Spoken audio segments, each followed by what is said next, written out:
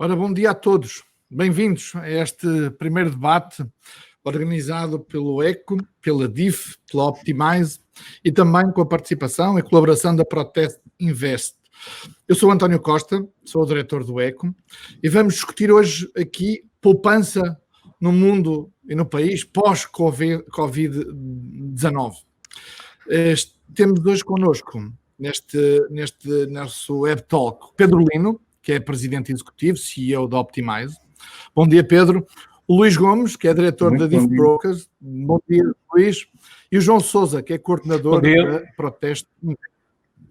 Ora, eu começo com uma afirmação, digamos, preparatória, uma declaração preparatória de enquadramento desta nossa conversa e que tem, devo dizer, mais de 400 inscritos, o que é um gosto e também mostra o interesse que este tema suscita e motiva neste contexto. O medo generalizado é parceiro do investidor, porque lhe permite comprar ativos a desconto. Esta afirmação é de Warren Buffett. Não consigo, confesso, localizar a data desta afirmação, mas eu acho que é um bom enquadramento para o que vamos ouvir a seguir. Eu vou começar por convidar o Pedro Lino a fazer uma pequena apresentação, seguir-se-á o Luís Gomes e depois o João Sousa. A quem nos está a acompanhar e a assistir, pode colocar no chat perguntas para o período de debate e eu tentarei, dentro do quadro e do tempo possível, digamos, de alguma maneira, colocar essas perguntas. Obviamente peço que se identifiquem para uma maior fiabilidade das perguntas que sejam colocadas. Pedro, muito bom dia. Muito bom dia, António. Muito obrigado mais uma vez e obrigado também pela organização deste evento. Cumprimentar também os restantes membros deste painel. Nós, efetivamente, achamos que, e pegando nessa fase do Warren Buffett, que o investimento a longo prazo, que no fundo é isso que ele se refere, no tempo, quando existe medo no mercado, é quando as pessoas devem estar mais atentas às oportunidades e, no fundo, focar-se no investimento de mais longo prazo e comprar empresas a desconto. E acho que tem funcionado ao longo das últimas décadas. Este ano, para o Warren Buffett, não funcionou. Eu acho que já vamos ver porquê na apresentação, vou tentar explicar isso. Ele, infelizmente, não conseguiu aproveitar as oportunidades de desconto, muito pela rapidez e pela forma como o mercado recuperou e pela forma como os bancos centrais agiram. Mas a filosofia está lá e eu acho que é essa que deve, no fundo, nortear os investidores, pelo menos numa perspectiva de longo prazo. E sem mais demoras, ver se consigo partilhar. Vamos começar aqui uma pequena apresentação para, no fundo, contextualizar este cenário que nós estamos a viver, que é um cenário praticamente equiparado a uma guerra, e tem a ver muito com um choque que estamos a ver na procura e na oferta na economia, que é algo que são eventos que supostamente nós vivenciamos uma vez nas nossas vidas, mas que efetivamente tem um impacto que muitas vezes dura décadas. E passando para o primeiro slide, primeiro diapositivo. Ora, aqui o que eu gostava de explicar era um pouco contextualizar o que é que aconteceu, porque é que, por exemplo, Warren Buffett não conseguiu ir às compras como ele gostaria. Nós o que vimos é que este choque na oferta e na procura e esta guerra, este ambiente de guerra que nós estamos a viver, vai proporcionar uma queda do PIB a nível mundial. O PIB, pela primeira vez desde a Segunda Guerra Mundial, vai conter cerca de 3%, a Europa, em média, 8,7%, o Japão, por exemplo, 5,2%, o único que irá crescer, mesmo que seja pouco, será a China, mas 1,2% para a China, como nós sabemos, é uma recessão. 2021 será um ano de recuperação, mesmo assim, não irá, a maior parte dos países não conseguirão recuperar, como vimos no caso português, não antes de 2024. Ora, aqui a questão é nós vermos o que é que a resposta que foi dada, quer em termos fiscais, quer em termos monetários. E, efetivamente, foi uma resposta que nós não vimos noutras épocas, que foi, nós temos um Banco Central, um Banco Central americano, a Reserva Federal, que interveio de uma forma muito rápida, injetou mais de 3 mil milhões, ou 3 trilhões de dólares, 3 bilhões na gíria europeia de dólares no sistema em pouco mais de um mês e meio, e tivemos também um pacote fiscal de cerca de 2.500 mil milhões de euros, o que significa que mais ou menos estamos a falar de 26% do PIB que são a ser injetados na economia, quando se prevê uma contração de cerca de 6%.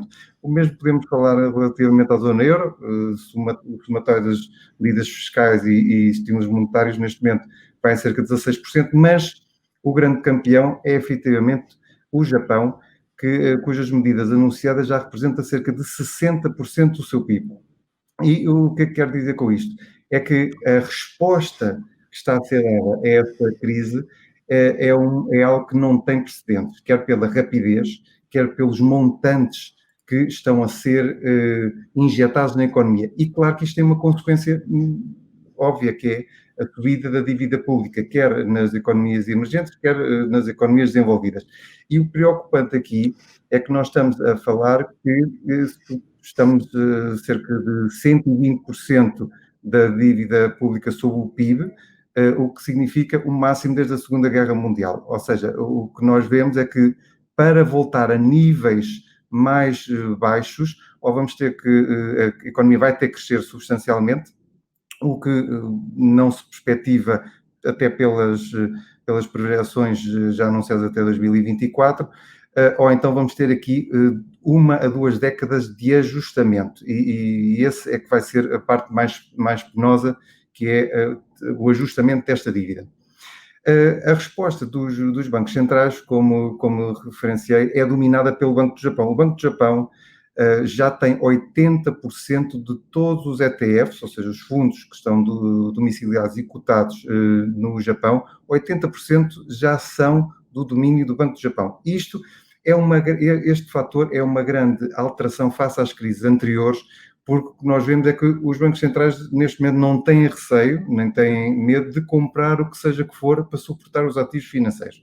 E por isso é que nós vemos uma recuperação muito mais rápida dos mercados, mais interventiva por parte dos bancos centrais, e quando temos alguém que detém 80% do mercado, efetivamente temos que saber muitas vezes dar uma palmatória, porque muitos investidores gostavam que o mercado baixasse um pouco para voltarem a entrar em algumas posições, ou o que nós vemos são sinais conflituantes entre o que se passa na economia real e o que se passa no mercado financeiro, mas efetivamente, se temos um comprador que é o Banco do Japão, neste caso, é óbvio que os mercados serão suportados. O mesmo se podia falar do Banco Central da Suíça, que aproveitou as quedas de março para aumentar a sua exposição ao mercado americano em cerca de 22%, por isso o que nós temos é 22% das maiores empresas, as empresas de maior capitalização, e o que nós vemos é efetivamente uma intervenção bastante maior dos bancos centrais.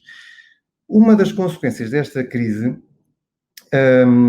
vai ser, obviamente, o desemprego que em alguns setores se tornará um desemprego estrutural. E, por exemplo, este estudo relativamente à perda de empregos americanos, o que nos diz é que, no caso do turismo, provavelmente dos 4 milhões de desempregados, 1,5 milhão nunca vão voltar ao mercado de trabalho. Porquê? Porque a preto o que vemos é que são as perdas do posto de trabalho que poderão ser recuperadas quando a economia recuperar, ou seja, quando a procura e a oferta estabilizarem novamente.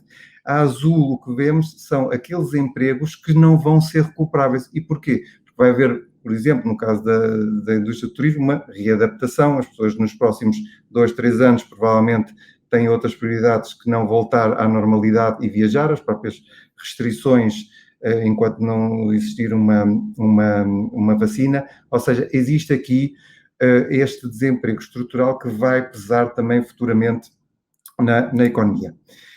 Voltando um pouco à resposta que os bancos centrais deram para conter este aumento de desemprego estrutural e pedidos e perdas de emprego que não foram vistas desde a Segunda Guerra Mundial, o que nós vemos neste gráfico que é a velocidade com que os bancos centrais injetaram dinheiro. E neste caso é a Reserva Federal. A Reserva Federal, em cerca de menos de 10 semanas, injetou 2 trilhões de dólares na economia. E estes 2 trilhões, quando comparando com as crises anteriores, no caso de 2008, 2010 ou mesmo 2012, quando tinham lançado os programas de quantitative easing, o que nós vemos é que, efetivamente, a resposta foi tão rápida, que não deu muito tempo para alguns investidores de longo prazo comprarem posições em algumas empresas e até para muitos investidores reagirem. Claro que isto tem uma consequência, e a consequência é que o balanço dos bancos centrais vai subir substancialmente. Vai subir substancialmente e vai praticamente subir 50% no próximo ano e meio, e a combinação da injeção de dinheiro dos 4 maiores bancos centrais do mundo vai ultrapassar os 12 bilhões, se quisermos, europeus de euros na economia. Ou seja, é uma resposta, como nós vemos desde a crise financeira, que não se via. Não vamos ter uma normalização, eu diria que nunca mais, ou pelo menos nas próximas décadas, 2 décadas, não vamos ter uma normalização da política monetária, porque não é possível estes 30 trilhões voltarem para o setor privado. Para além desta intervenção, que não se compara com as outras crises, temos também uma outra tentativa dos bancos centrais estimular a economia. Neste caso, o Banco Central Europeu resolveu, desde 2014, impor taxas negativas. Para mim, é um erro grave, que é entrarmos num ciclo de taxas de juros negativas, mas o que é facto é que até 2024 elas estão para ficar, o que significa que os aforradores, os investidores, vão ser penalizados porque não vão conseguir taxas de juros, ao mesmo tempo que existe inflação, ou seja, vamos ter aqui algum poder de compra, perda de poder de compra. Aqui o que gostava de mostrar é a velocidade, mais uma vez, com que os mercados reagiram às medidas, não apenas de redução das taxas de juros, principalmente nos Estados Unidos, mas também aos estímulos dos bancos centrais, nomeadamente a compra de ativos financeiros e por parte não só da Reserva Federal, que compra mais obrigações do Tesouro e obrigações de empresas, mas também por parte do Banco do Japão e por parte do Banco Nacional da Suíça, que compram ações. E aqui o que se vê é que esta é a recuperação. Tal como foi a queda mais rápida de sempre, é a recuperação mais rápida de sempre. Desde 1929 não se via uma recuperação tão rápida. Mas esta recuperação não é transversal a todo o mercado. Nós, muitas vezes, as pessoas, quando olham o SP já está a 0 no ano, ou os índices estão a recuperar. É verdade, mas temos que saber distinguir um pouco o que é que está a acontecer nos mercados. E mesmo neste ambiente que nos vai reinar agora nos próximos 5, 10 anos, temos que perceber é que, historicamente, a tecnologia está a ganhar maior peso nos índices. E estas 5 maiores empresas, a Facebook, a Amazon, a Apple, a Microsoft e a Google, o Alphabet, têm vindo a ganhar um peso sucessivo nos índices. Porquê? Porque está a haver uma alteração estrutural na economia. Existe uma disrupção tecnológica que está para ficar e o que esta pandemia nos veio demonstrar é que ainda vai acelerar mais. Provavelmente o que era expectável vermos em 2030, provavelmente será antecipado. Ou seja, estas empresas, ninguém quer perder o comboio destas empresas. E o que é importante os investidores reterem é que, se não tiverem uma posição nessas empresas, então, na realidade, nos últimos 5 anos, quem tivesse investido no SP500 estaria a ganhar cerca de 2,5% ao ano. Ou seja, quando nós muitas vezes pensamos o índice SP nos últimos 5 anos subiu 50%, Bem, é verdade, mas subiu porque existe aqui uma componente de 20% que subiu muito mais. Mas a realidade dos portfólios, infelizmente, dos investidores não é a dos índices. Nós vemos, por exemplo, um investidor português continua muitas vezes a focar-se no mercado nacional, e o mercado nacional, como sabemos, tem sido o que tem sido. Mesmo analisando os mercados internacionais, retirando os Estados Unidos, estamos a falar que quem investisse de forma global, a nível mundial, nos últimos 5 anos e meio, teria rentabilidades negativas se não tivesse investido em tecnologia. E por isso é importante acompanharmos a evolução do mercado, percebermos quais são as tendências que irão manter-se para o futuro e em termos e realmente a tecnologia veio para ficar, esteja cara, esteja barata, gostemos ou não, vai continuar a ser um pouco o que nos vai dominar os nossos investimentos nos próximos 5 anos, pelo menos. A consequência desta crise, bem, a consequência é o aumento, o disparar dos déficits, o aumento da dívida pública para valores que que acho que ninguém nunca pensaria, que, a meu ver, são insustentáveis, e isto só pode levar vai ter consequências graves na nossa sociedade.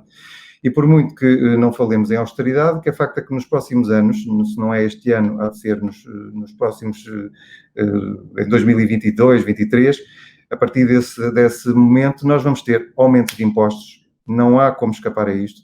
Vamos ter uma redução do poder de compra, seja através de via de salários, seja por via do desemprego estrutural, e vamos ter também um desequilíbrio da segurança social. Por isso, o que nós achamos é que os investidores devem se focar na poupança e em ter fundo de emergência de longo prazo, como vimos, por exemplo, quem tinha PPRs, o governo até fez sair uma portaria onde podia ser utilizado o PPR para pagamento da prestação do crédito à habitação, porque existia esta pandemia. Por isso, isto só deve voltar a focar os investidores e os aforradores que devem procurar investimentos de longo prazo. Ter um fundo de emergência é bom e há que procurar ativos líquidos.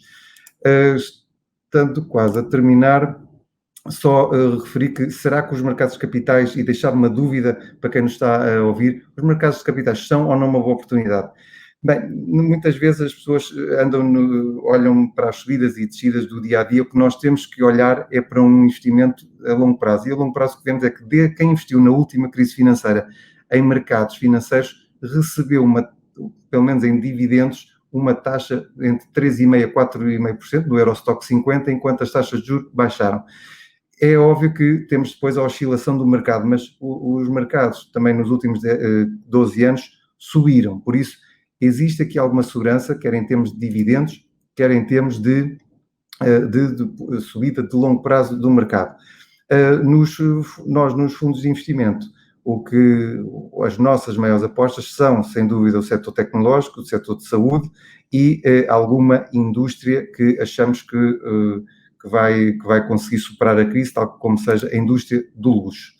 Finalmente, para referir que a subida dos mercados não é uniforme. E nós, quando falamos muitas vezes em subida de mercados, as pessoas pensam que é só comprar o PSI 20. Aqui o que eu gostava de demonstrar é que quem se manteve no mercado português nos últimos 11 anos perdeu 42% do seu capital, enquanto que se investisse no Eurostock 600 ou mesmo no Eurostock 50 teria uma valorização de 43% mais o dividend yield. Claro que o campeão aqui é o SP500 pelo efeito que já falámos, também da tecnologia e do facto dos investidores de ser ali que está concentrado o capital.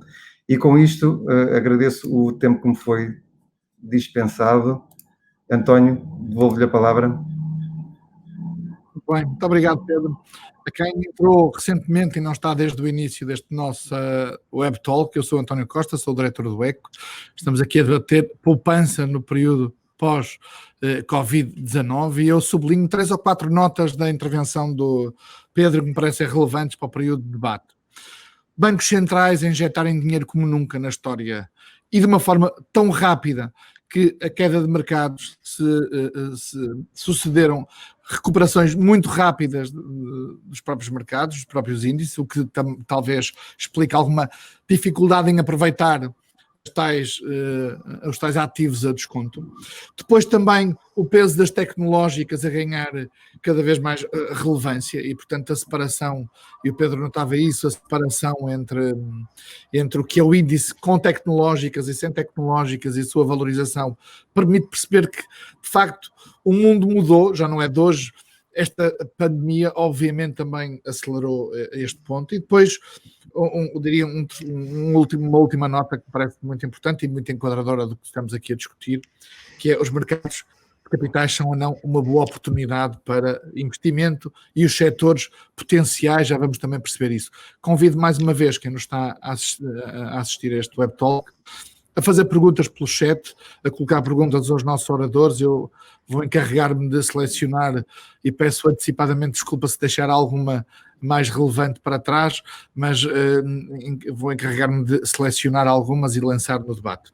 Luís, passo-lhe a palavra para uma análise. O Luís é diretor da...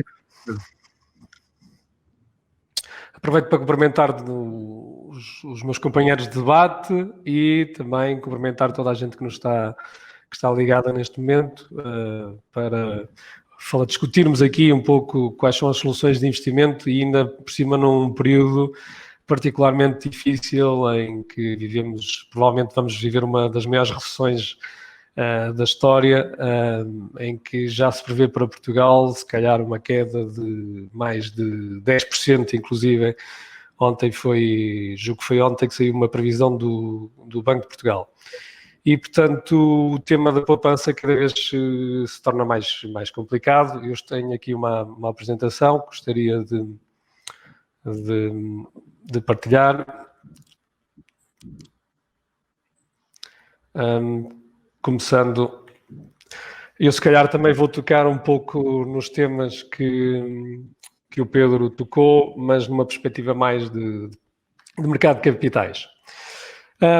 Eu acho que é importante falar muito o que se está a passar hoje atualmente tem a ver com alterações que ocorreram no sistema monetário mundial.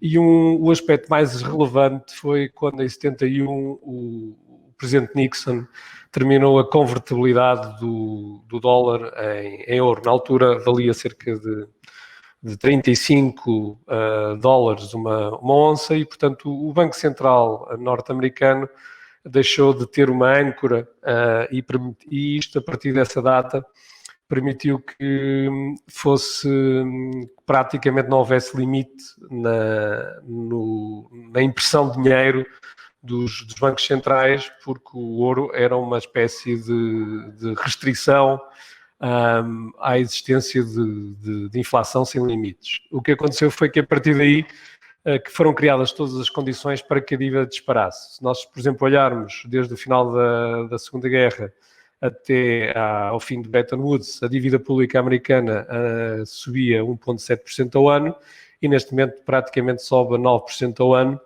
e está absolutamente descontrolada. Só para termos uma ideia, no início do ano passou mais ou menos 105% do PIB americano para 131% do PIB americano. E, portanto, a situação está descontrolada e, tal como o Pedro Lino há pouco falou, em poucos meses o Tesouro americano emitiu dívida líquida, mais ou menos de 3 bilhões de US dólares, que foi praticamente toda monetizada. O que é que isto significa? Que o Banco Central imprimiu tudo isso e comprou essa dívida. É um sistema mais sofisticado, mas não é mais do que imprimir dinheiro. E porque é que há esta pressão sobre os bancos centrais? Ora bem, nós ao longo da história, o grande motivo para haver gastos sem fim era guerras. Neste momento, para além das guerras Luís, que afetam também o... Estou? Luís, desculpa por interromper, porque está a partilhar a apresentação e eu creio que esse é o objetivo. E os nossos seguidores neste Web Talk não estão a ver a apresentação que o Luís está... Não estão a ver, então se calhar é erro meu. Então dê-me só um segundo. Será isto? Com certeza. Exatamente. Está a partilhar? Agora está correto? A partilhar. Ok, peço desculpa. Agora está correto. Eu há pouco estava a comentar, portanto, começando por este primeiro gráfico, que a dívida pública americana estava descontrolada, não sei se me estão a ver, e se podem ver o gráfico, que é praticamente um crescimento quase exponencial, e que até 71, portanto, a dívida pública americana cresceu a 1,7% ao ano, entre 45 e 71, e a partir de 71 o crescimento foi praticamente anualizado 9% ao ano. O que é que eu estava a comentar? Que hoje há uma grande pressão nos Estados, essencialmente, para além dos gastos militares, é o Estado Social. Estamos a falar de gastos com despesas de saúde e com a Segurança Social e todo o exército, digamos, hoje em dia, que está dependente de subvenções, de subsídios, etc. Esta pressão sobre os orçamentos aumentou brutalmente. O que é que, por exemplo, em Portugal também aconteceu e a tendência também é dramática?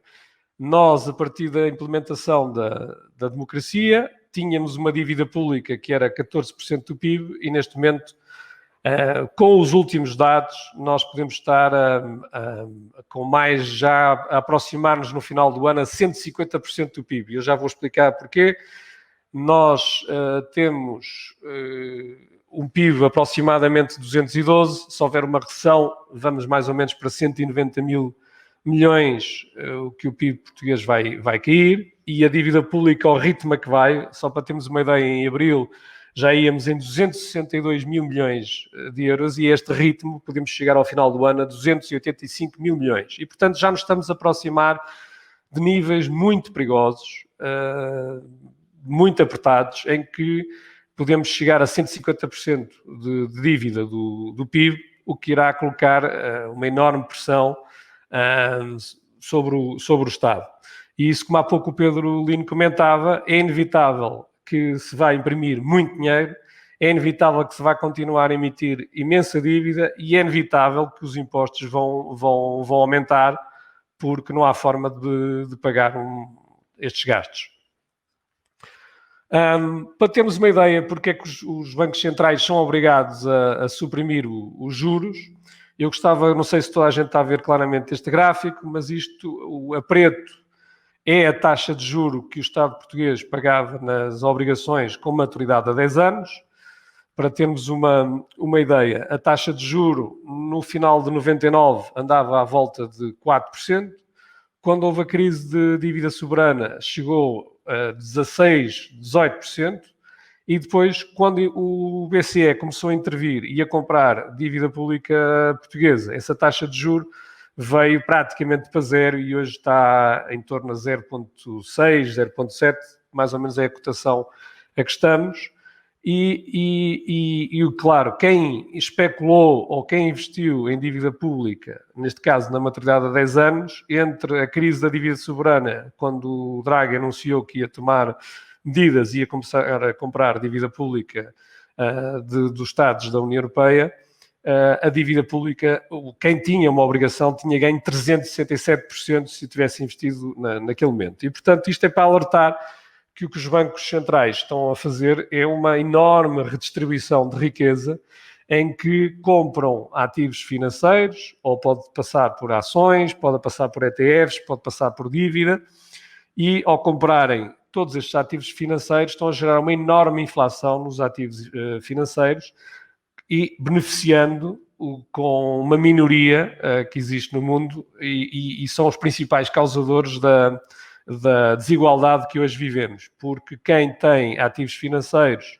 vê sistematicamente o seu património ser valorizado e quem não tem ativos financeiros vê uma inflação galopante que não se sente muitas vezes em alguns produtos básicos, mas que se está a sentir nos mercados financeiros. Isto para dar uma metáfora, é quase como o Alves dos Reis, quando imprimia notas na sua máquina, que na altura mandou a vir de Londres, que era a original do Banco de Portugal, se imprimisse notas e decidisse só comprar laranjas ou maçãs, esses seriam os preços que iam ser inflacionados. Neste caso, o que estamos a viver é que os bancos centrais imprimem toda a massa monetária que estão a imprimir, está a ir para os mercados financeiros, para as obrigações, para o mercado americano, etc.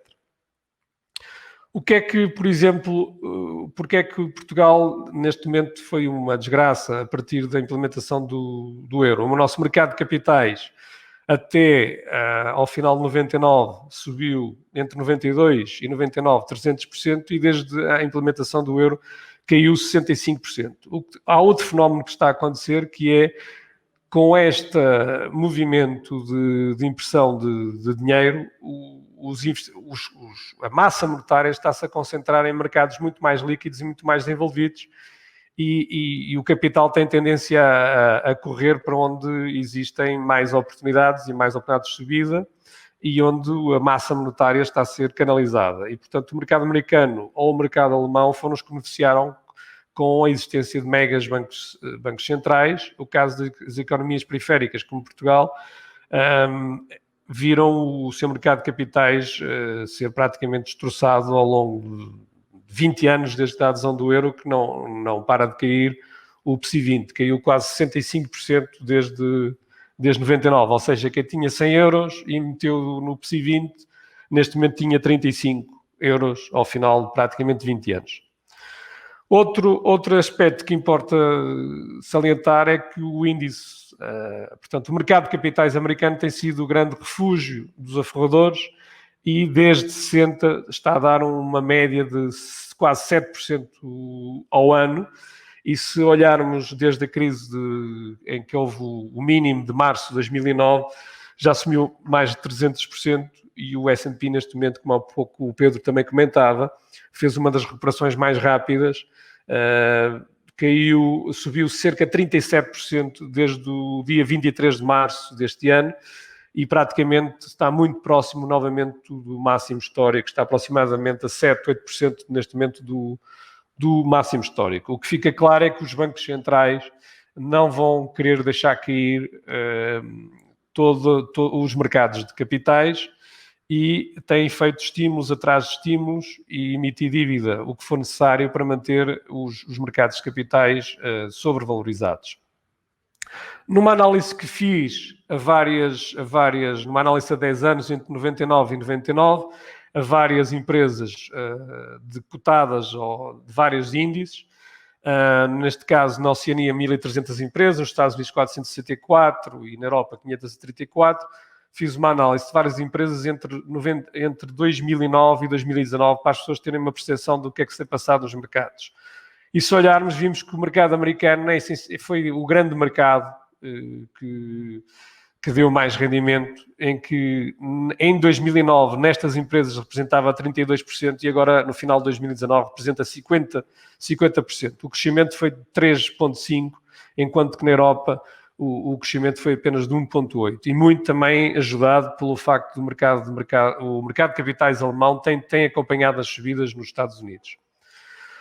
Os setores mais importantes, os que têm subido mais, têm sido tecnologia e saúde, essencialmente por aquelas empresas que há um pouco o Pedro Lino mencionou, que se designam por FANGs, que têm ajudado bastante os mercados a subir. Só para termos uma ideia, as empresas do setor tecnológico subiram 312% entre 2009 e 2019.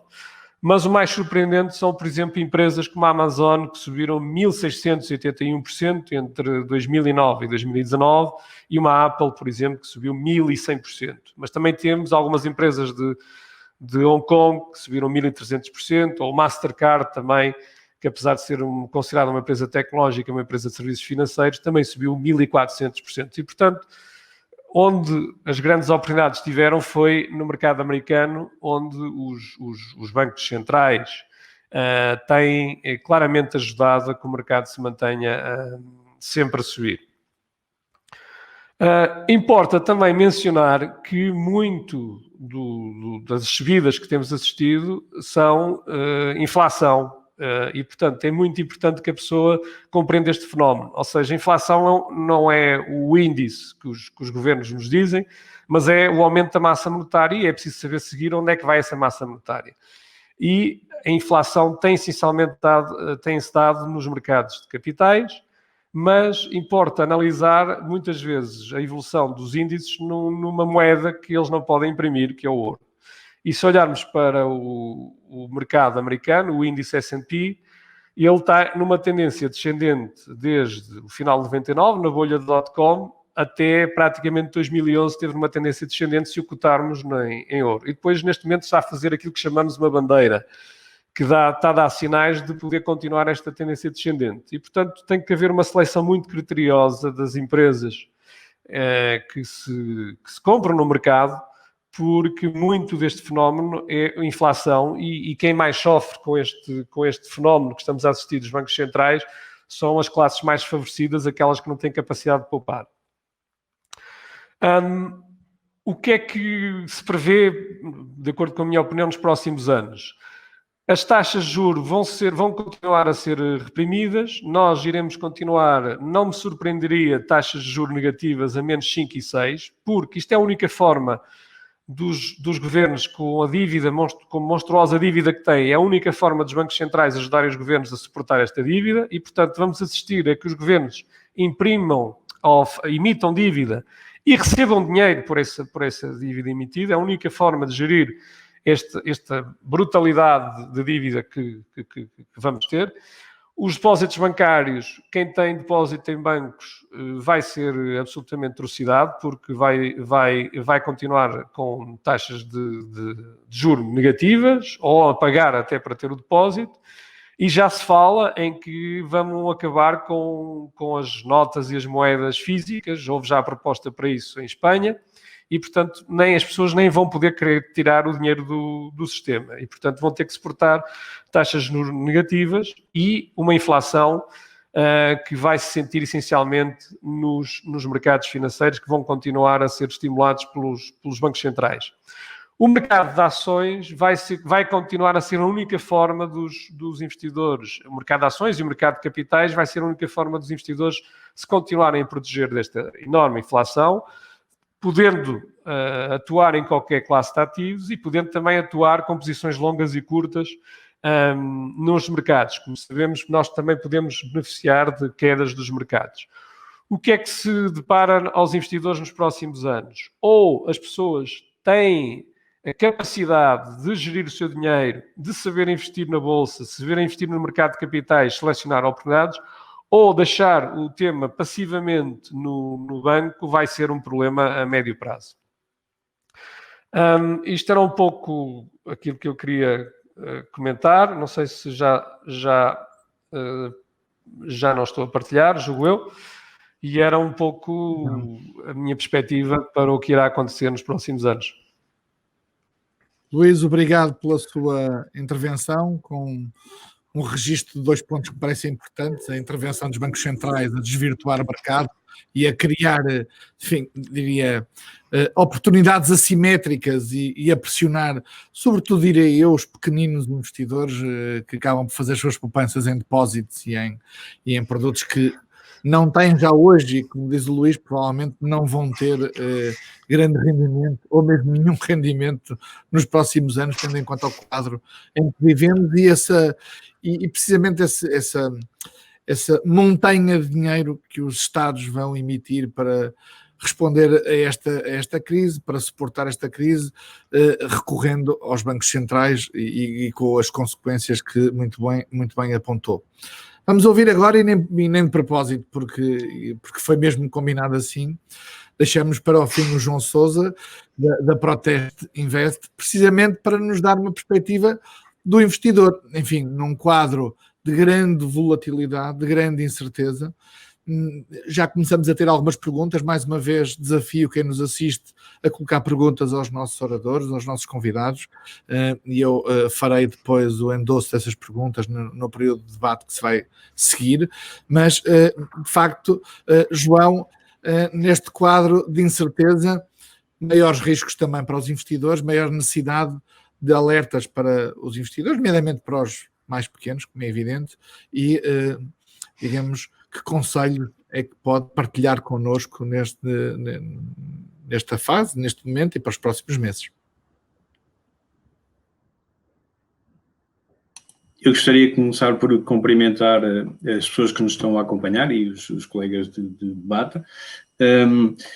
Pronto, começaria também por dizer que esta crise, com todos os problemas económicos e sociais que trouxe, enfim, é uma crise que o Banco de Portugal disse há dias que é a mais grave desde a Segunda Guerra Mundial, a crise económica mais grave que vamos ter este ano. A projeção do Banco de Portugal realmente aponta para uma queda do PIB de 9,5% num cenário central, mas pode superar uma queda, pode superar os 11% no caso de haver uma segunda vaga da pandemia. Bom, esta pandemia está a ter realmente uma crise económica com graves consequências económicas e sociais. Estamos aqui também para debater mais o aspecto do investidor e muitas das questões que nós temos recebido na nossa linha de investimento, na Proteste Invest, são questões relativas, de facto, à segurança dos investimentos, porque o investidor está preocupado com o risco. Portanto, neste ambiente de grande incerteza, de elevadíssima volatilidade dos mercados, como não há memória, os investidores questionam sobre a segurança dos investimentos, perguntam também o aspecto que estavam há pouco a referir, de aproveitar oportunidades também para investir em ativos que possam ser boas oportunidades de investimento para o longo prazo, por exemplo. Colocam também questões sobre a liquidez dos produtos, como obter liquidez. Os PPRs tiveram um regime especial até setembro para quem, enfim, para um resgate especial relativo a esta pandemia. E alguns dos pontos falados aqui já, como as fortes injeções dos bancos centrais, têm de facto sustentado os mercados financeiros e têm dado uma enormíssima liquidez aos mercados financeiros. Os mercados tiveram uma grande quebra no final de fevereiro e março, uma quebra da ordem dos 30%. Alguns mercados tiveram depois uma recuperação rápida, ajudado por essa injeção de dinheiro dos bancos centrais nos mercados financeiros, e alguns recuperaram de uma forma rápida já no mês de abril e maio. E, por exemplo, como já foi aqui referido, o índice americano S&P 500 já recuperou quase 40% face ao seu mínimo registrado no dia 23 de março passado. Portanto, já teve uma recuperação muito considerável. Eu diria que, em termos de gerais, os mercados não os consideraria como estando baratos neste momento. Os pés do mercado americano situam-se acima de 20, o que não se pode considerar barato, mas gostaria também de partilhar convosco a apresentação com alguns pontos que poderão nos auxiliar no debate portanto, começaria por apresentar, estou aqui a ver se consigo abrir de facto o fecheiro. Pronto, e o primeiro ponto, de facto, é uma fotografia de onde investem os portugueses, que nos relembra que, de facto, existe um excesso de conservadorismo, uma vez que os depósitos representam a maior fatia dos produtos financeiros e, portanto, há um excesso de conservadorismo e elevado desconhecimento sobre as alternativas. Isto paga-se em termos de rendimento para quem pode investir a longo prazo. As ações e os fundos de investimento permitem uma rentabilidade muito superior. Atualmente, um depósito de 10 mil euros a 12 meses dá uma taxa anual líquida de apenas 0,1% em média, ou seja, zero, e, portanto, não são uma boa solução para o longo prazo. Diria que era essencial começar por procurar alternativas e diversificar os investimentos, na procura de melhor rendimento para investir a longo prazo. E poderíamos aqui ver os índices de mercado, comparação desde o início de 2009, que foi o ano que se seguiu à crise financeira e foi o ano que houve uma forte recessão mundial, o ano de 2009, mas no qual as bolsas já tiveram uma recuperação muito rápida, como costuma suceder nos momentos de crise. O ano seguinte à deflagração da crise costuma ser um ano de recuperação rápida.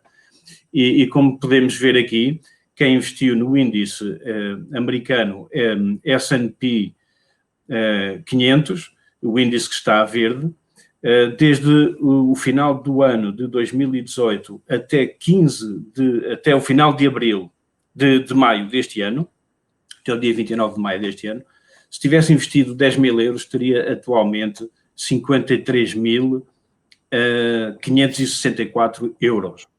Quem, por outro lado, tivesse investido no índice mundial, o MSCI World, que está vermelho no gráfico, teria os 10 mil euros iniciais teriam-se convertido em 39.913 euros.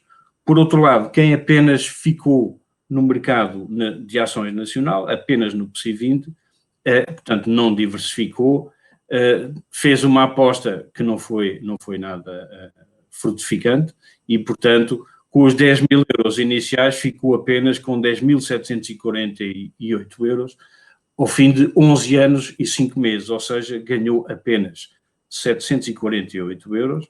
Podemos fazer a comparação aqui em termos de ganho.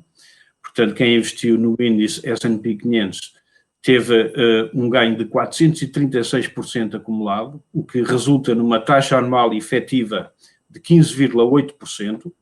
Quem investiu no índice mundial MSCI World teve um rendimento acumulado nesses 11 anos e 5 meses de 293%, o que dá uma taxa anual efetiva de 12,7%, e quem ficou no PSI 20 teve um rendimento acumulado de apenas 7% em 11 anos e 5 meses, o que dá uma taxa anual efetiva de apenas 0,6%, portanto, ao ano. Isto reforça, de facto, a nossa sugestão para que a diversificação e a escolha dos mercados onde se investe é muito importante. Em termos da conjuntura atual, diríamos que a recessão será muito acentuada.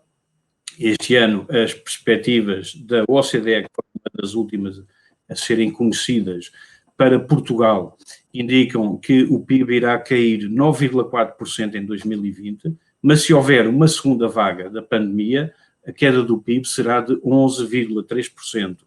Para a zona euro, essa queda varia entre 9,1% e 11,5% no ano 2020, e para os Estados Unidos entre 7,3% e 8,5%.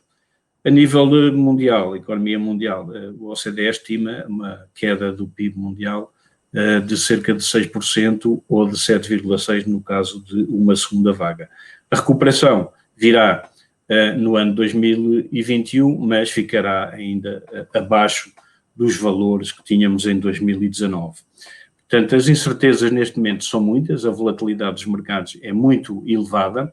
Eu diria que importa muito ser seletivo nos seus investimentos. E para ilustrar o que acabo de dizer, também já aqui foi referido, a evolução dos setores de bolsa a nível mundial, sobretudo a nível mundial, dos vários setores em 2020 até ao dia 15 de junho, portanto há 3 dias. Neste caso, um dos índices que teve melhor desempenho foi o índice de retalho, o ODS Retailers, que teve um ganho de 8% já este ano. Depois temos o índice de tecnologia, que já aqui foi referido. A tecnologia e tudo o que está relacionado com o digital veio para ficar, teve um grande impulso nestes últimos meses e semanas e veio para ficar. Em 2020, o setor tecnológico a nível mundial teve um ganho de 7%. Seguiu-se depois o índice de semicondutores e depois os outros índices, quase todos negativos, alguns menos negativos, como foi o caso do setor farmacêutico, uma queda de 1%. Depois temos no final, como já não será surpresa, penso que para quase ninguém, o índice de companhias de aviação a nível mundial, que caiu 43%, e depois temos o setor bancário, que também foi um setor muito afetado pela recessão e pela crise que estamos a viver, e que caiu a nível europeu, é o Europe Data Stream Banks, que caiu 34% em 2020. Segue-se depois também o setor do petróleo e de gás, que também foi muito afetado. A queda do petróleo chegou a estar há pouco tempo em valores negativos no mercado americano, pela necessidade dos produtores de escoarem os estoques, não poderem estocá-los, não terem onde os guardarem. Já recuperou, entretanto, mas pronto, aqui nestes primeiros quase 6 meses do ano, não é? Registra uma queda ainda de 33%. Isto reforça e é uma fotografia que nos faz lembrar que, de facto, importa escolher bem os ativos onde se investe. Diria que a crise aumentou bastante a volatilidade dos mercados. Com a pandemia entrou em Itália, fazendo aqui um pouco, relembrando aqui um pouco como foi o evoluir da situação dos mercados. E quando a crise começou a alastrar pela Europa, os mercados acionistas sofreram, de facto, quedas entre finais de fevereiro e a última semana de março. As quedas chegaram em algumas bolsas a ser de 30%. Como já referi, em abril e maio, a recuperação foi rápida, devido bastante, como já aqui foi referido também, à intervenção dos bancos centrais, que dá liquidez aos mercados. E, como referi, o índice S&P recuperou quase 40% face aos mínimos de 23 de março. Em 2020, o índice S&P perde agora 5% em 2020, portanto, desde o início do ano até ao dia 15 de junho. Podemos ver aqui a evolução das diferentes bolsas. Portanto, temos o índice mais tecnológico, o índice Nasdaq Composite, o índice americano de tecnologia, que teve um ganho de 8% em 2020. O S&P, como já referimos, caiu 5%, e depois temos aqui uma série de bolsas a cair de forma bastante mais acentuada, apesar da recuperação que já tiveram. Bolsa registra ainda uma queda de 17%, Madrid 24%, Londres 24%.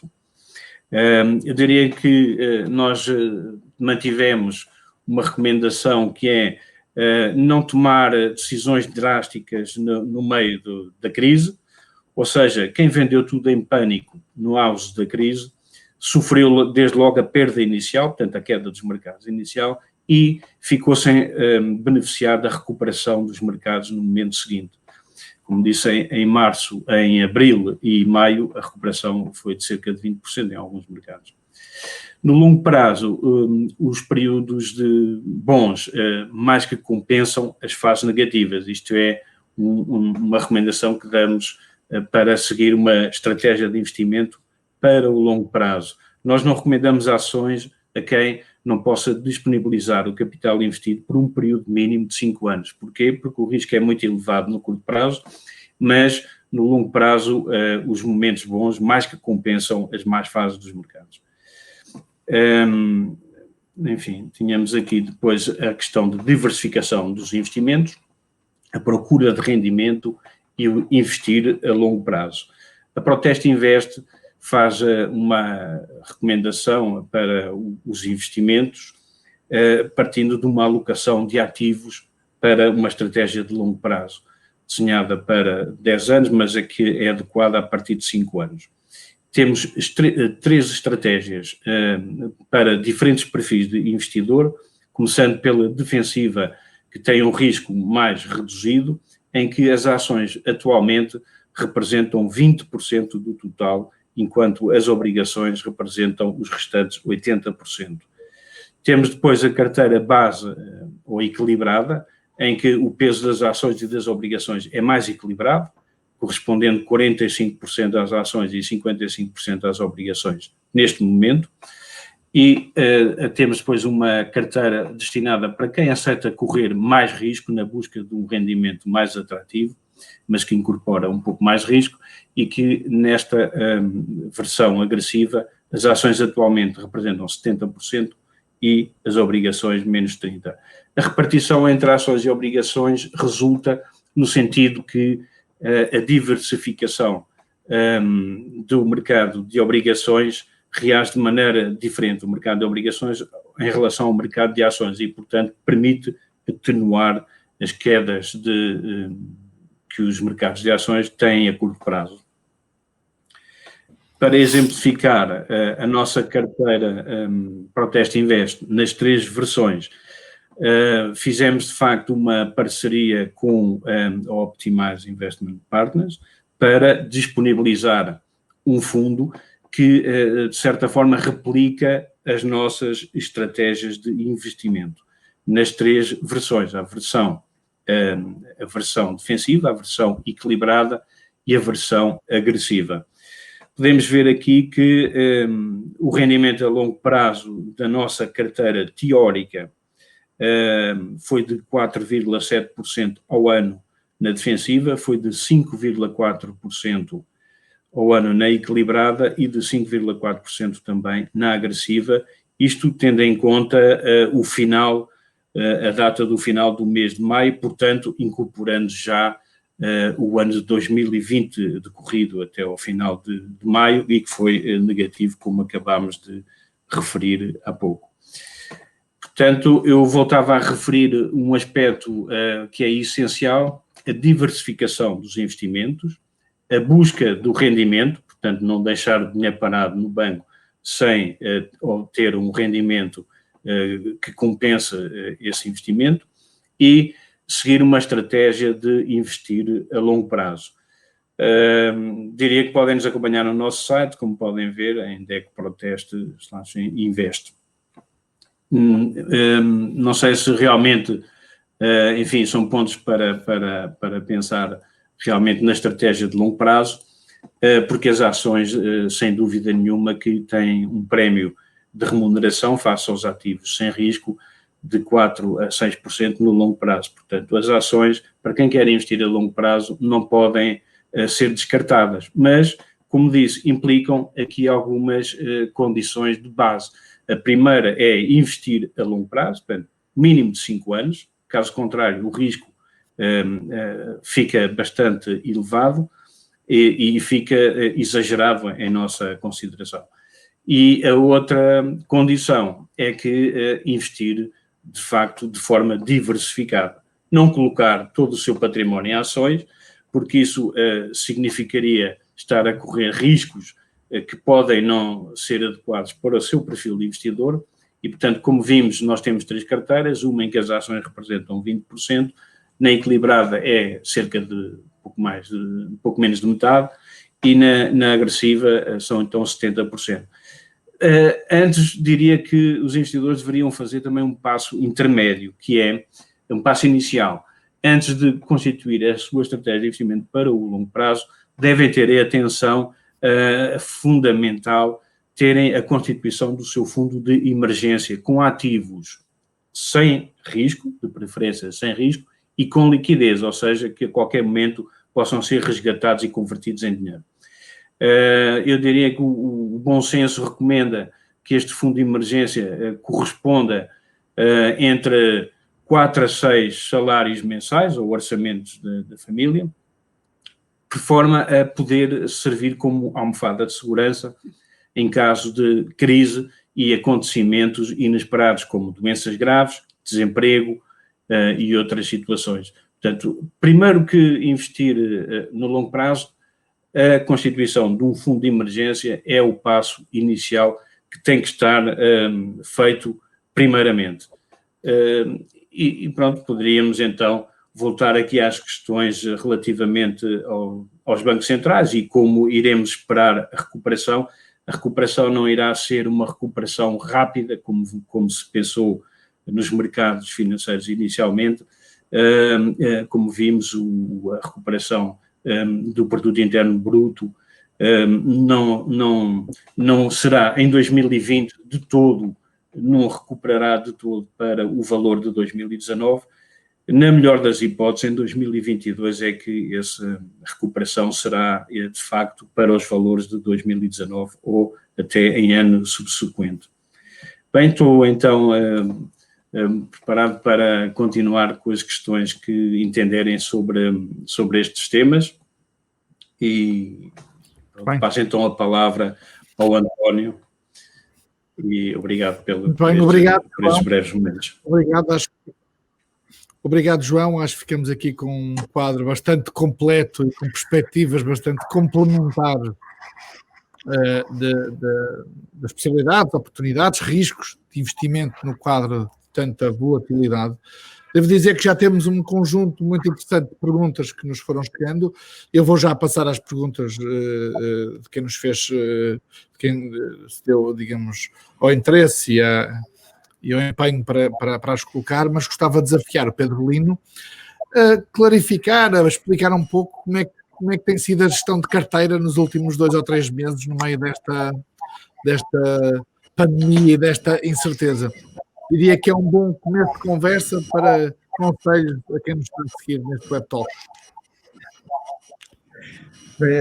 É um excelente assunto, até porque tem sido muito desafiante este ano pela volatilidade e o nosso maior interesse e preocupação foi diminuir a volatilidade, pelo menos dos nossos fundos, relativamente ao mercado.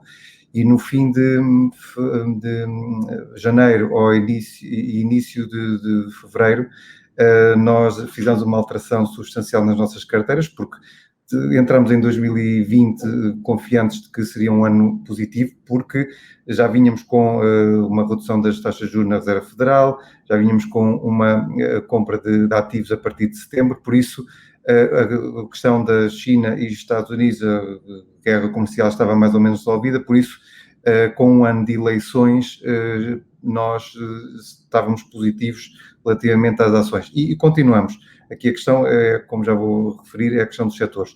E entramos em 2020 com alguma exposição ao setor de turismo, de aviação, de automóveis, e foi algo que tivemos que rever rapidamente entre janeiro e fevereiro. Eu acho que o que nos deu mais o clique foi quando a pandemia saiu da esfera da fronteira chinesa e quando começou a alastrar-se um pouco por todo o mundo, principalmente na Coreia do Sul. E nesse momento nós o que fizemos foi sair mais rapidamente, fechámos mesmo as posições todas nesses setores que iriam ser mais afetados, como energia, como o setor do turismo, aviação, automóveis, e isso permitiu proteger muito o património dos clientes relativamente às quedas. Por exemplo, o fundo de investimento ativo teve quedas máximas de 17%, quando o mercado estava a cair uma média de 37% a 40%, porque o SP chegou a estar a cair cerca de 33%, mas o europeu chegou a estar a cair, só o Eurostock 50, mais de 40%. E nesse sentido foi desafiante porque conseguimos, no fundo, amortizar e diminuir essa volatilidade. Onde é que investimos mais? Ora, investimos no setor das utilities, como algumas companhias elétricas, que também não ficaram imunes. Eu quero referir que a gestão desta crise foi mais difícil porque houve uma liquidação total, ou seja, todos os ativos desvalorizaram. Aquilo que o João há pouco estava a referir, que é verdade, as obrigações costumam ser um refúgio e agora voltaram a ser, ou pelo menos uma âncora para o património dos fundos e das carteiras dos clientes. Este ano, ou nesta crise, não funcionou assim porque houve um pânico, houve fundos a quererem liquidar, as pessoas com as notícias que viam na televisão todos os dias, ou com o confinamento, com o encerrado de fronteiras e quebra da atividade económica, ficaram com receio e houve nitidamente uma tendência para fechar todas as posições e para correrem para liquidez e o dinheiro ficar parado no banco. Como vimos, não é a melhor alternativa porque os bancos centrais têm uma ação que não tinham desde 2008 e, aliás, acho que nunca tiveram, que é uma reação tão rápida, e por isso o que aconteceu foi que a recuperação do mercado deu-se à custa de novos setores. Foi o aumento ainda mais preponderante do setor da tecnologia, o aumento do setor da saúde, o setor de retalho, e foi essa exposição que também aumentámos nos fundos. Por exemplo, um setor que nós gostamos, porque achamos que fruto uma das consequências desta crise vai ser, infelizmente, o aumento da desigualdade. Nós aumentamos a exposição ao setor de luxo porque empresas como sejam a Louis Vuitton, a Kering ou a Hermès estão mais protegidas porque é um setor que, mesmo que exista uma quebra momentânea, nós vemos que a procura, por exemplo, por malas Hermès continua, por isso São empresas que nós temos que procurar que fazem sentido no conjunto de um portfólio para permitir a valorização do património a longo prazo. Mas, António, foi muito, muito desafiante. Foram noites sem dormir a planear estratégias e como protegermos de algo que, para mim, isto ainda foi pior que 2008, foi a maior queda mais rápida de sempre e foram muitas noites sem dormir. João, algumas das nossas perguntas vão no sentido de pedir, enfim, conselhos, sugestões, análises aos ETFs, ao papel dos ETFs e de que forma esse instrumento pode ser utilizado neste contexto. Cito duas em particular, permitam-me recuperar. Apesar da valorização do setor tecnológico, uma ETF que acompanhe o Nasdaq 100 poderá ser uma boa aposta. Depois, outra sobre ETFs, sobre, digamos, se quiserem, a ponderação entre ETFs longos e curtos e de que forma é que essa ponderação pode ser feita. João, o que é que podemos dizer sobre isso? Ora bem, em relação à questão dos ETFs sobre o Nasdaq 100, trata-se de investir uma aposta específica apenas num setor, que é um setor promissor, sem dúvida, que é o setor tecnológico, como aqui já foi referido, que foi dos poucos que está positivo em 2020, e é uma aposta que não nos parece de todo que possa ser excluída, mas aqui há uma regra muito importante, que é a regra da diversificação dos investimentos. Ou seja, eu só apenas recomendaria alguém que, para investir no ETF sobre o Nasdaq tecnológico, Nasdaq 100, alguém que não ponha todo o seu património, que seria completamente um risco enormíssimo, um risco que não seria de todo adequado ao perfil, eu diria, da maioria dos investidores, até quase poderia dizer, sem errar muito, a quase todos os investidores. Não me parece que isso possa ser aceitável. Portanto, eu não excluiria, é uma aposta, digamos, fora de uma carteira diversificada ou incluído no âmbito de uma carteira, desde que o investidor já tenha, antes de mais, uma carteira de investimentos diversificada e que o valor do capital alocado a essa aposta no Nasdaq 100 não exceda 5% no máximo do seu património, porque o risco é muito considerável e, diria também, como referi há pouco, tratando-se de investimento em ações apenas para o longo prazo, ou seja, desde que a pessoa tenha a certeza que no prazo de 5 anos não irá necessitar de resgatar esse dinheiro. Muito bem. A diversificação, Luís, de facto, Muito bem.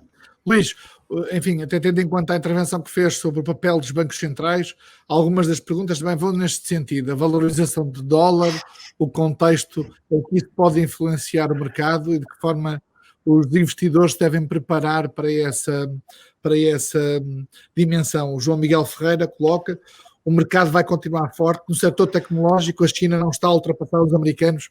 É outra pergunta que eu gostava que o Luís pudesse ajudar-nos a responder. Bem, eu em termos nominais, muitas vezes as pessoas esquecem-se é que as coisas em termos nominais sobem. Eu há pouco, como demonstrei num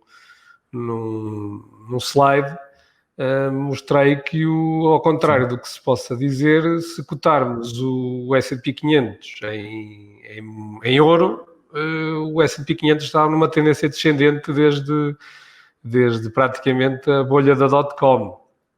O mesmo também acontece para o PSI 20. Se pusermos o PSI 20 cotado em ouro desde 2000, praticamente desapareceu. Hoje, se calhar, deve valer 10% do que valia desde 2000. O que o investidor tem que estar a par, e eu nisso é onde é o nosso forte na parte da DIF, é na formação em que nós não olhamos muito para o facto de fundamentais, um pouco como faz a gestão de ativos, em que aposta no setor A ou no setor B.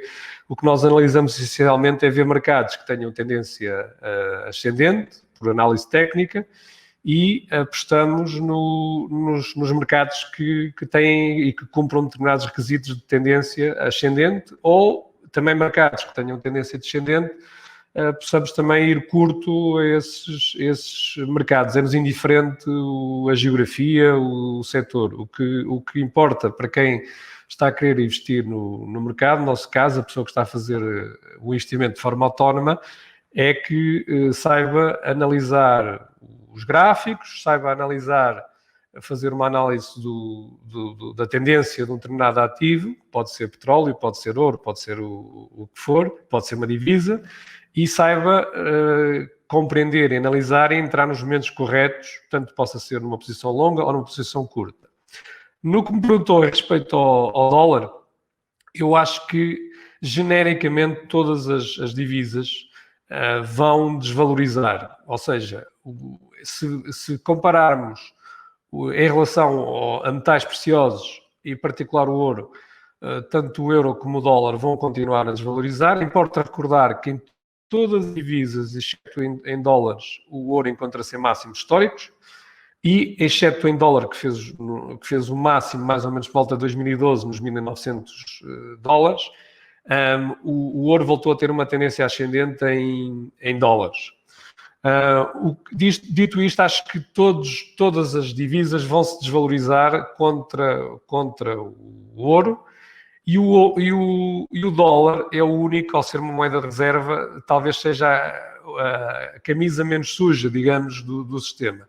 Acho que vamos continuar a assistir a uma desvalorização tanto do euro como do iene contra o dólar, porque os bancos centrais, tanto na Europa como no Japão e até do próprio Reino Unido, vão continuar a imprimir ainda mais que o mercado norte-americano. E os americanos podem entrar neste jogo com maior facilidade porque são a reserva do mundo. E por isso, por exemplo, países emergentes como no Sudeste Asiático ou até o próprio Brasil continuam a emitir dívida em dólares norte-americanos e, portanto, vai continuar a haver uma procura enorme por dólares, e esta corrida à depreciação por impressão de moeda é um jogo que os americanos podem jogar com muito mais facilidade que os demais. Isto, portanto, para dizer que o dólar é pouco provável que se desvalorize ou que tenha uma depreciação, e é muito provável que continue uma tendência ascendente contra as demais divisas. Eu aqui falo contra o euro e contra a libra esterlina e contra o iene. Em relação a mercados de capitais, julgo que o mercado americano, como está muito ajudado pelo Banco Central, vai ser uma aposta para continuar nos próximos anos, e porque é onde se encontra a maior parte dos investimentos e onde se encontra a maior parte das empresas cotadas onde há oportunidades de investimento. E basicamente é isto. É a minha opinião. Luís, eu aproveitando a nota sobre o perfil de ativos mais adequados face a este contexto em que estamos a viver, se podemos olhar para os próximos 12 a 24 meses, que ativos aconselharia a ter mais em conta? Enfim, com uma ponderação seguramente e diversificação, mas que ativos, por contraponto ao tema dos setores de que o Pedro falava há pouco? Eu basicamente acho que um investidor neste momento tem que ter em carteira metais preciosos, seguramente. É um investimento importante. Pode fazê-lo ou através de um ETF ou comprando o próprio derivado do ouro, pode ser o Shao US Dollar. Deverá também ter alguma coisa de matérias-primas, em particular o petróleo, que teve níveis muito... Chegámos a níveis que são muito baixos e que tivemos, inclusive, o petróleo a cotar em valores negativos.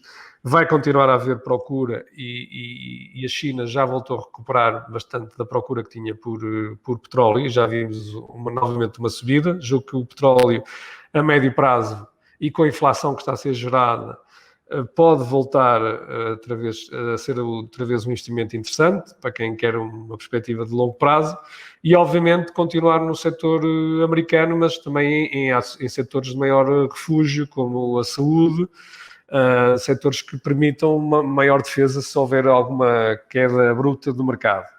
E se alguém quer algum acelerador da carteira ou a longo prazo, obviamente que o setor tecnológico tem que o abordar e tem que identificar as empresas que parecem ser mais interessantes para uma carteira. E então aqui é avaliar uma a uma e ver as que têm maior tendência de subida ou as que são mais interessantes, digamos. Muito bem. Pedro, falamos também do conservadorismo, o João há pouco falava sobre isso. Nós assistimos a um aumento de 2 mil milhões de euros no pico da crise em depósitos. Se o número não me falha, eu creio que são cerca de 65 mil ou 66 mil milhões de euros que estão em depósitos sem rendimento.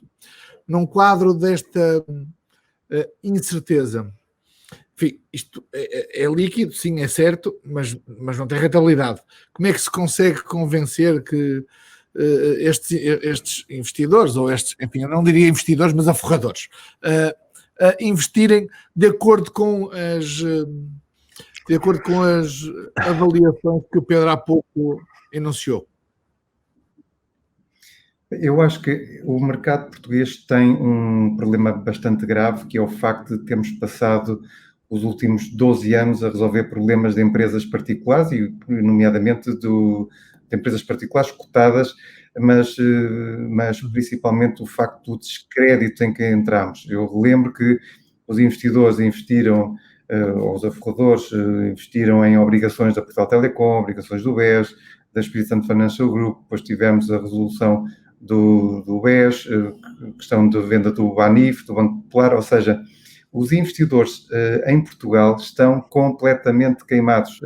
Eu acho que há muita aversão ao risco, uma parte por falta de literacia financeira, porque o português, como cidadão, é muito jogador, mas depois não é investidor, não consegue investir nem pensar num longo prazo, nem numa diversificação, e eu acho que existe este problema, que é, por um lado, o mercado português e, por outro, a falta de educação financeira numa perspectiva de longo prazo. Por isso, não é tão fácil assim convencer os investidores de que existe uma alternativa de longo prazo, tal como o João disse, historicamente, as ações têm uma rentabilidade a longo prazo de cerca de 4%, superiores aos depósitos a prazo, por isso, racionalmente faz sentido. Agora, emocionalmente, eu acho que as pessoas estão bastante afetadas. Eu próprio, se me perguntam se temos exposição ao mercado português, apenas a 2 ou 3 empresas nos nossos fundos, por uma razão. Não existe liquidez suficiente, não existe, eu acho, também transparência e proteção dos investidores. O que nós vimos foi que muitas empresas faliram e até hoje os investidores não foram ressarcidos. Por exemplo, no BES continua na resolução, não sabe se os investidores vão ou não receber alguma coisa, pelo menos o grupo não foi liquidado, e isto tudo contribui para o descrédito. Eu acho que há que fazer um esforço e manter esta educação financeira, educar as pessoas a fazerem o seu fundo de emergência, a pouparem para o longo prazo, a pouparem para a reforma, a pouparem para os seus objetivos de investimento, seja para comprar uma casa dentro de 10 anos, ou uma entrada da casa, ou um carro, tudo pode ser, são objetivos que são facilmente convertíveis, ou em PPRs, ou fundos de investimento, ou em carteiras de longo prazo de ações, mas nesse caso eu acho que é a questão que o Luís abordou, que é a formação, porque quem tem uma carteira de ações de longo prazo não pode simplesmente comprar e esquecê-la, porque senão acontece o que acontecia com o PSI 20. E nós não nos podemos esquecer é que, ao longo dos anos, os índices alteram a sua composição, ou seja, muitas vezes eu acho que o investidor fica preso ao que existiu na altura, que era, não vou investir em BCP, EDP, Galp, Novo Banco, BES, e depois fica preso àquelas ações. E não, o nosso investimento, nós temos que tomar conta dele. Temos que, por exemplo, quem tem um fundo de investimento ou um PPR, tem que comparar todos os anos se o seu banco está a fazer ou a entidade gestora está a fazer um bom trabalho ou não. A mesma coisa para uma carteira de ações ou de obrigações ou uma carteira mista. Nós temos que ir cuidando desses investimentos. E eu acho que falta um pouco essa cultura, falta um pouco de paciência no que é pensar a 10, 20 e 30 anos, mas acho que é um trabalho que tem que ser feito porque a longo prazo compensa.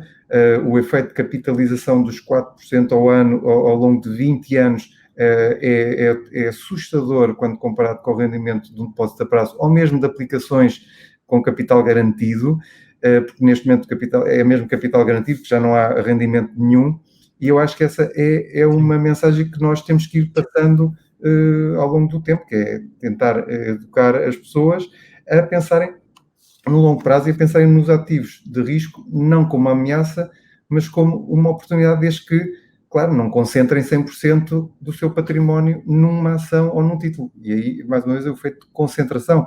Há que ensinar a diversificação e que muitas vezes a ganância é o inimigo do investimento de longo prazo.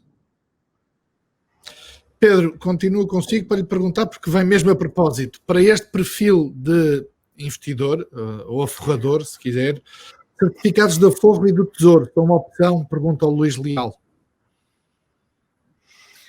Se o perfil do investidor for zero risco, é uma alternativa porque, efetivamente, os depósitos a prazo neste momento estão de 0,01. Se calhar existem algumas campanhas de uns bancos que conseguem por 3 meses cerca do 1% ao ano, mas se verificarmos depois, na prática, 0,33. Por isso, para quem quer o capital garantido, é preferível até do que outras aplicações que muitas vezes os bancos vendem como capital garantido, porque permite uma remuneração superior à dos depósitos. Por isso, depende do perfil, um perfil extremamente defensivo, que não quer perder ou que não pode perder dinheiro, é uma alternativa. Muito bem. João, falamos aqui há pouco de um tema, e o Pedro abordou, que tem a ver com a segurança e que algumas questões também nos chegaram nesse sentido, da segurança do investimento e da fiabilidade na defesa dos investidores quando alguma coisa acontece. Como é que podemos avaliar hoje o mercado português à luz desta reflexão? Depende do que mercado estamos a falar, não é? Se estivermos a falar do mercado de ações, eu já referi há pouco que é um mercado pouco atrativo e pouco diversificado. Aliás, hoje em dia, já o PSI 20 já é PSI 18 há bastante tempo, ou seja, os componentes do PSI 20 deveriam ser 20 e já há alguns anos que não há empresas que cumpram os requisitos para poder entrar no índice. A segurança dos investimentos rege bastante por aquilo que nós chamamos a volatilidade de valor. A primeira coisa que as pessoas têm que ver tem capital garantido, tem possibilidade de perda. No fundo, resume-se a um aspecto muito simples, que é qual é a possibilidade que eu tenho com este investimento. Eu posso perder algum do capital investido, posso perder 10% do capital investido, ou posso perder a totalidade do capital investido. Eu aqui acho que há alguns mitos, eu gostaria de começar por desfazer um mito que muitas pessoas têm em relação, em Portugal, em relação ao investimento em obrigações. As obrigações, o mercado português é um mercado muito pequeno, com muito pouca liquidez, com muito poucos ativos, mas volta e meia surgem-nos emissões de dívida privada, de empresas, e por vezes as pessoas pensam e olham única e exclusivamente para o rendimento. Ou seja, comparam a taxa com uma taxa de um depósito, o que é absolutamente errado, porque essa taxa tem um risco inerente. Portanto, se a taxa de uma obrigação é mais elevada que a taxa, por exemplo, da dívida pública, ou muito mais elevada que a taxa de depósito, significa que a empresa tem o risco de não cumprir com os seus compromissos. Ou seja, se a empresa for a liquidação, o investidor corre o risco de perder uma parte do dinheiro investido ou mesmo a totalidade, como aconteceu em muitos casos, infelizmente, que estão bem na nossa memória, como são o caso do BES, o caso do BANIF, as obrigações emitidas por essas entidades. E muitas vezes as pessoas olham apenas para a taxa de rendimento e não têm em consideração o risco e por vezes são levados a pôr uma parte do capital mais do que aquela parte que eu diria que, respeitando uma aposta de risco, não se deve exceder mais do que 5 a 10% do seu património. Eu posso querer correr um risco para obter um rendimento potencialmente mais elevado, mas não devo colocar todo o meu dinheiro num produto que ponha em risco o meu capital. E em relação ao aspecto que foi referido há pouco sobre o aumento dos depósitos, tem-se verificado também um aumento dos depósitos à ordem, com uma diminuição dos depósitos a prazo. Tem a ver também com a taxa baixíssima que é praticada atualmente nos depósitos a prazo. Mas eu também gostaria de referir um outro aspecto relacionado com a crise atual que estamos a viver. A DEC Proteste fez um inquérito online e obteve cerca de 1000 respostas e os investidores que responderam disseram que 69% desses investidores têm uma poupança constituída, têm uma poupança constituída para os seus investimentos. E mais de metade dos que têm poupança disseram que mais de 30% já tinham recorrido a esses investimentos para satisfazer despesas correntes, como pagar a renda da casa, pagar o crédito de habitação, pagar o crédito de automóvel, e os outros 30% disseram que ainda não tinham recorrido a esses investimentos, mas que pensavam que teriam que recorrer nos próximos 12 meses. Ou seja, mais de metade das pessoas têm poupança, estão bastante preocupadas, não apenas com a evolução dos mercados e dos tipos de investimentos que possam fazer, mas também estão preocupadas com fazer face a despesas correntes da vida. Portanto, o fundo de emergência, eu voltava a referir, é muito importante não ficar para esquecido, digamos. As pessoas têm que ter uma parte do dinheiro em capital sem risco e com liquidez para fazer face, de facto, às emergências e às situações inesperadas que, infelizmente, muitas vezes vão ter que as encontrar, não é? Vão ter que as enfrentar. E, portanto, diria que também uma parte da explicação, além da tendência de conservadorismo do investidor português, que tem pouca tendência para pensar há muitos anos o seu investimento, portanto, a tendência é 3 anos no máximo, 4, 5, né? Já é uma coisa muito exagerada, mas que, de facto, os investimentos, para serem rentáveis, têm que ter essa perspectiva de longo prazo. E, portanto, as ações, eu voltava a referir, recomendamos para poder dar uma melhor rentabilidade aos portfólios, mas sempre com a presença de que importam um risco inerente dos mercados e, portanto, escolhas seletivas e apostar no longo prazo. E, portanto, as nossas carteiras de longo prazo têm diferentes perfis de risco, como já referi, e, portanto, podem ser adequadas para quem aceite menos risco ou para quem esteja disposto a correr um pouco mais risco. Eu diria que, em termos de risco, as nossas carteiras têm um pressuposto de base. O que falei há pouco, quanto é que eu posso perder do capital investido? Na nossa carteira defensiva, nós limitamos o risco a um máximo de 15% num ano, digamos. A pessoa, ao investir naquela carteira, nós procuramos limitar o investimento a um máximo de 15% na carteira agressiva.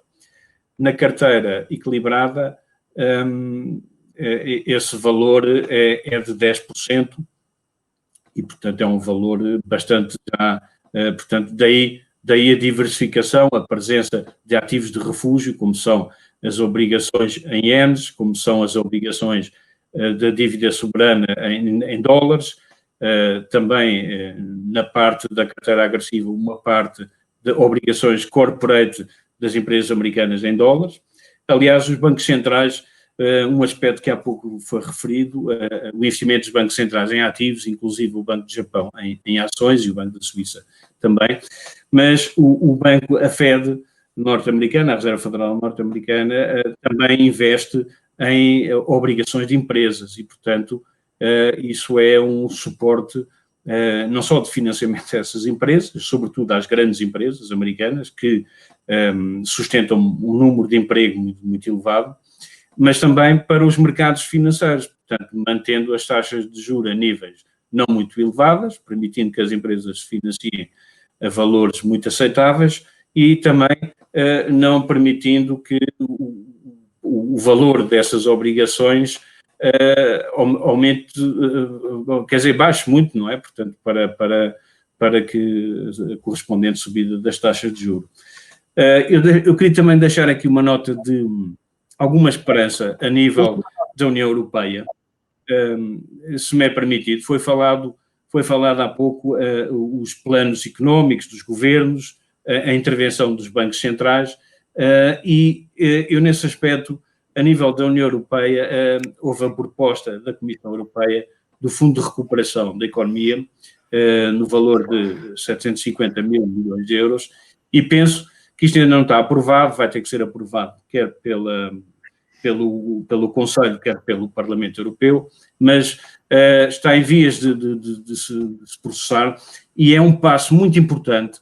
Não nos esqueçamos que ele prevê, portanto, uma parte em subvenções, prevê uma parte em empréstimos, mas também prevê que a própria União Europeia, a própria Comissão, emita dívida que depois irá mais tarde ser paga pela própria orçamento da União Europeia, e até se fala, inclusivamente, na criação de um imposto europeu sobre uma taxa sobre as empresas digitais. Portanto, um processo que alguns países já têm tomado há algum tempo, mas que a União Europeia quer tomar a nível da União Europeia e não apenas a nível de cada um dos países.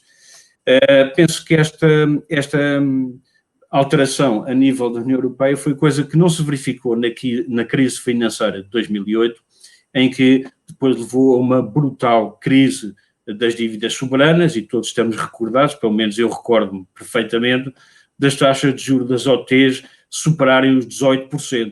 Portanto, é uma coisa que neste momento parece impensável e antes de ter ocorrido ninguém acreditaria que lá tivéssemos chegado, não é? Mas faz parte do nosso passado recente. E esta intervenção a nível da União Europeia poderá, e penso que com grande eficácia, poderá evitar de toda a maneira uma crise de dívida soberana, das dívidas soberanas da zona euro e a própria crise na zona euro. Penso que é um passo muito importante e que os próximos desenvolvimentos, esperemos que sejam para avançar mesmo e que sejam de acordo com a proposta também que foi muito positiva, a proposta inicial franco-alemã, não é? França e Alemanha. E vamos estar muito... A nota positiva. Ok. Diga? Muito obrigado, João. Obrigado por essa nota positiva para terminar este nosso Web Talk. Eu quero, obviamente, também dar aqui a oportunidade ao Pedro e ao Luís para as notas finais.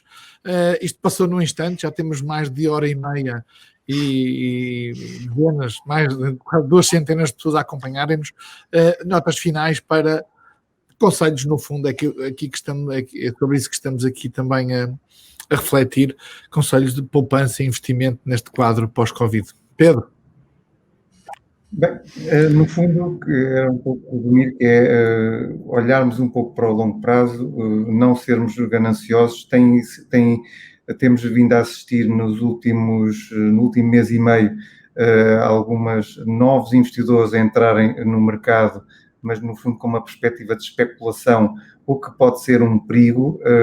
Lembro, por exemplo, um caso da Hertz, por exemplo, que apresentou a sua falência há cerca de umas semanas e a cotação praticamente multiplicou-se por 10 em pouco mais de uma semana e meia, isto fruto de especulação. Acho que os investidores devem ter muito cuidado com essas empresas, cuidado com a ganância. Isto é, outra vez, estamos numa fase que parece um pouco bolha, por isso há que procurar os conselhos de quem está no mercado, há que procurar o máximo de segurança no investimento a longo prazo e há que procurar uma diversificação dos ativos para que seja possível, neste ambiente que vamos enfrentar nos próximos 5, 6, provavelmente até 10 anos, subida de impostos, desvalorização do salário, perda de poder de compra, nós acreditamos que os mercados financeiros são uma alternativa desde que olhados de uma forma racional, de longo prazo e constituam uma visão de longo prazo. Para a especulação, acho que é preciso ter muito cuidado e cuidado também quando se começam a circular ganhos fáceis, que 2%, 3% ao dia, ou garantias de capital. Isso não existe. Acho que é um alerta que se deve deixar a todos os investidores. Muitas vezes as pessoas são atraídas por esse tipo de anúncios. Não existe nada grátis no mundo, infelizmente, felizmente, só com trabalho, dedicação e é que conseguimos um retorno a longo prazo. E neste caso o conselho é estudar, ler e sempre olhar para as aplicações que temos e se podemos ou não ter uma alternativa ao que temos mediante o nosso risco. Eu lembro que cada um é o que é. Eu gosto de ações, mas pode ser o meu perfil é diferente. Sou mais agressivo e sei e tento estudar o que estou a fazer. Agora, outras pessoas que nos estão a ouvir provavelmente têm um perfil menos agressivo ou mais conservador e têm que procurar soluções para, dentro do seu perfil, tentarem rentabilizar o máximo do seu capital. Eu acho que isso é possível, dá um pouco de trabalho, mas acho que é por aí que temos que ir. Muito bem. Luís, para as notas finais. Muito bem. Eu seguindo aqui um pouco o raciocínio do Pedro Lino, quero chamar a atenção que qualquer profissão, um jogador profissional, um músico, quem seja, qualquer profissão exige muitos anos e dedicação. E aqui na área dos investimentos é a mesma coisa. Há o perigo das pessoas chegarem aqui e acharem que comprar e vender e que especular é extremamente fácil. É tudo mentira. Quem promete retornos fáceis e em pouco tempo está obviamente a enganar as pessoas, porque isso não existe. O que existe é um trabalho difícil. Quem quer investir de uma forma autónoma nos mercados de capitais tem que trabalhar bastante. Nós o que propomos às pessoas que queiram ter uma gestão ativa do seu dinheiro, que se formem. Nós temos uma enorme oferta de cursos na DIF. A pessoa precisa de saber analisar um gráfico, precisa de saber o que é uma tendência, precisa de saber como é que deve gerir as posições, quanto dinheiro deve alocar a uma determinada posição, se a posição pode também adotar posições curtas ou longas. Há pouco o João mencionou que o PSI 20 foi um desastre, mas isso é para quem tinha posições longas. O PSI 20 até foi interessante para quem teve posições curtas, pode ser um mercado interessante para se negociar em curto, é possível isso nos mercados e portanto, isto exige muito esforço e dedicação. Também queria chamar a atenção que quando há pouco foi perguntada, houve a questão dos certificados de aforro, importa mencionar que muitas vezes os Estados podem basicamente dar o default por duas formas, ou por dinheiro que deixa de valer o que é que seja. Se daqui a 20 anos os euros deixam de ter qualquer poder aquisitivo, é uma forma de não pagar, ou deixar simplesmente de fazer o pagamento. Isso também pode acontecer a um Estado. Um Estado não está livre de bancarrotas. Isso é a história da humanidade. Estados terem feito bancarrotas ou por deixarem de pagar ou por entregarem em divisa que não valia nada. Portanto, há que ter muito cuidado no tema das obrigações, porque há uma enorme inflação no sistema. As pessoas têm que ter bastante cuidado, inclusive em supostos ativos sem risco. Isso não existe. No mundo de investimento, coisas sem risco não existe. E também importa ter em conta que as pessoas nos próximos anos vão enfrentar que os Estados estão completamente endividados, vai haver uma pressão e um garrote fiscal sem paralelo, vai continuar a haver pressão fiscal sobre as pessoas e haver pressão para que os bancos centrais continuem a comprar a dívida, porque não há nenhuma poupança privada que consiga suportar estas emissões de dívida. E, portanto, os mercados de capitais vão ser a única alternativa para as pessoas conseguirem proteger o seu património, podendo investir em qualquer classe de ativos, tanto em metais preciosos, como em moedas, como em ETFs, como em distintas geografias, como em distintos setores. Agora, quem está com o dinheiro no banco nos próximos anos, no meu entender, vai passar um mau bocado, não só por possíveis ter que pagar juros negativos e até para uma abolição até propriamente do dinheiro físico, porque isso é uma pressão que os Estados têm para ter uma maior pressão fiscal, um controle sobre as pessoas e para evitar que as pessoas retirem dinheiro do sistema e sejam penalizadas com juros negativos. E, portanto, nos próximos anos, eu, ao contrário da nota positiva, não estou otimista. Acho que as pessoas têm que ser disciplinadas e prepararem-se para o que aí vem.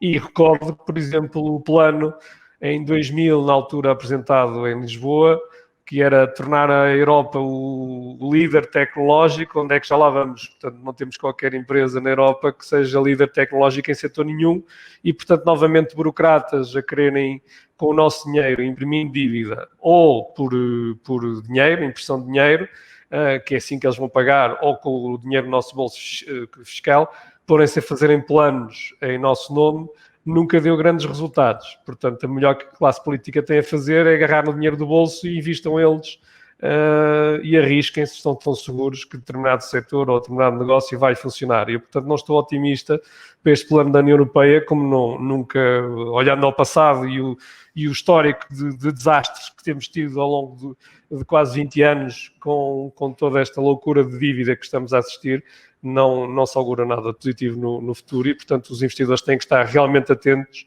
e têm que se preparar para o pior e é com trabalho e com dedicação.